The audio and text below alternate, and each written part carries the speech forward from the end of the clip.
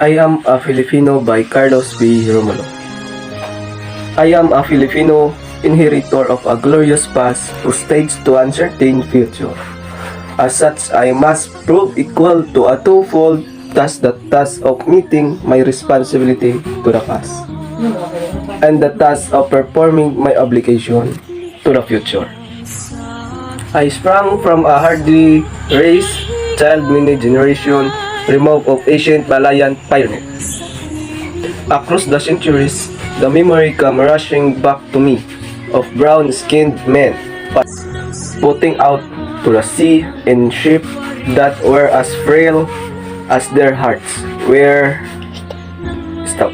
Over the sea, I see them come, borne upon the billowing wave, and the whistle wind carried upon the mighty swell of hope. Hope in the free abundance of a new land that was to be their home and their children forever. This is the land they sought and found every inch of shore that their eyes first set upon the very hill and mountain that beckoned to them with a green and purple invitation. Every mile of rolling plain that their view encompassed, very river and lake that promise a plentiful living and the fruitfulness of commerce is a hallowed spot to me. By the strength of their hearts and hands, by every right of law, human and divine, this land and all the appurtenances thereof, the back and fertile soil, the seas and lake and rivers teeming with fish, the forests with their inexhaustible wealth and wildlife and timber, the mountains with their growing, swallowed with minerals. The whole of this rich and happy land has been for centuries without number. The land of my father, this land I received in trust from them, and it trust will pass it to my children, and so on until the world is no more. I am a Filipino. In my blood runs the immortal seed of heroes, seed that flowered down the centuries in deeds of courage and defiance.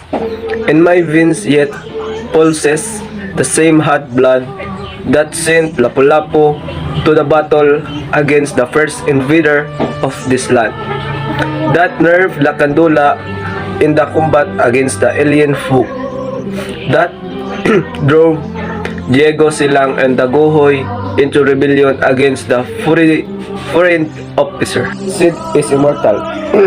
It is the self-same seed that flowered in the heart of Jose Rizal that morning in Bagumbayan, when a valley of shoot path an end to all that was mortal of him, and made his spirit deathless forever.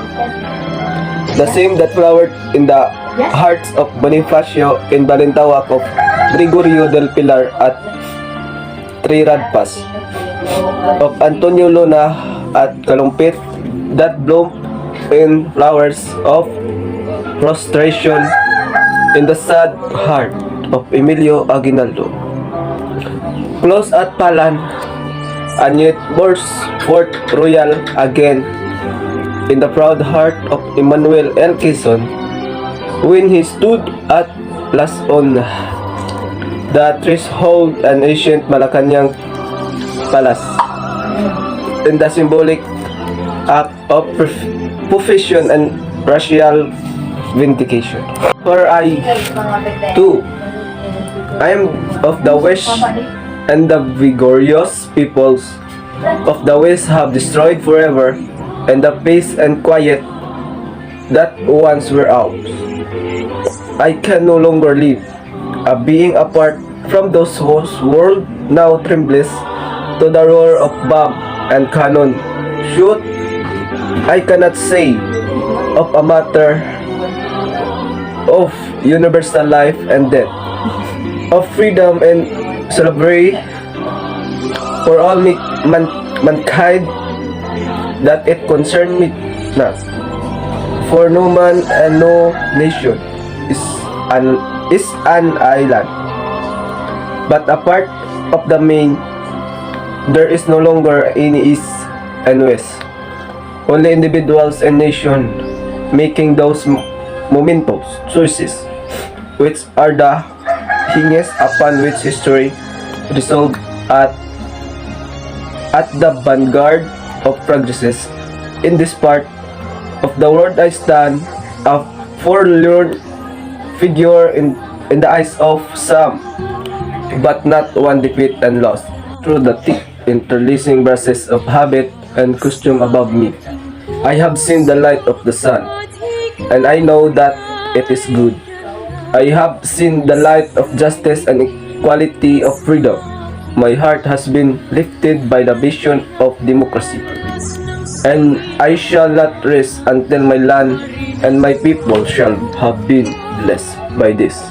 Beyond the power of any man or nation that subvert or destroy, I am a Filipino, and this my inheritance.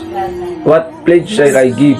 That my prove worthy of my inheritance. I shall give the pledge that has come ringing down the corridors of the centuries, and it shall be compounded of the joys, cries of my Malayan forebears. When the first day show the contours of his land and loom before their eyes, of the battle cries that have resounded in every field of combat from Mactan to Triad Pass, of the voices of my people when they sing Land of the Morning, out of the last wind of this 7,641 island, out of the heartstring of 100 million population, and breathing to one song, I shall weave the mighty fabric of my plate, out of the songs of the farmers and sunrise when they go to labor in the field, out of the sweat of the hard-beaten pioneers in Malig and Coronadal, out of the silent endurance of stevedores at the piers and the ominous grumbling of peasant in Pampanga, out the first cries of babies newly born, and the lullabies that mothers sing, out of the crushing of girls and the wine of torn vines in the factories, out of the crowds of plug series upturning the earth, out of the limitless patient of this teacher, classroom and doctors in clinic, out of the tramp of soldier marching, I shall make the pattern of my pledge. I am a Filipino born to freedom, and I shall not rest until freedom I shall be added unto my inheritance for myself and my children and my children's forever.